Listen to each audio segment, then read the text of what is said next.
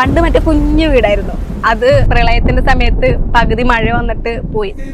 എപ്പോഴും എനിക്ക് വിഷമമായിരുന്നു. കുഞ്ഞിലെ മുതലേ ഒരു നല്ല വീട് വേണം, പിന്നെ നല്ല രീതിക്ക് ജീവിക്കണം എന്നുള്ളൊരു ആഗ്രഹമായിരുന്നു. പട്ടിണിയെല്ലാം കിടന്നിട്ടുണ്ട്.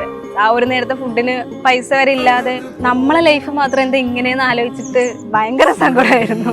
എന്ത് ചെയ്യും, എങ്ങനെ ആവും ഒന്നും അറിയില്ലായിരുന്നു. എനിക്കൊരു കരിയർ ഇല്ല, എല്ലാവരും പോകുന്ന പോലെ ഞാൻ പോവോ എന്നുള്ളൊരു പേടി ഉണ്ടായിരുന്നു. അങ്ങനെ പഠിച്ചുകൊണ്ടിരിക്കുമ്പോഴാണ് എൻ്റെ ഒരു ഫ്രണ്ട്, ഇവിടെ പ്രോട്ടോടൈപ്പിൽ തന്നെ വർക്ക് ചെയ്യുന്നൊരു ഫ്രണ്ടാണ്, അങ്ങനെ നിനക്ക് പറ്റുമോ ഒന്ന് ട്രൈ ചെയ്ത് നോക്കാൻ വേണ്ടി പറഞ്ഞു.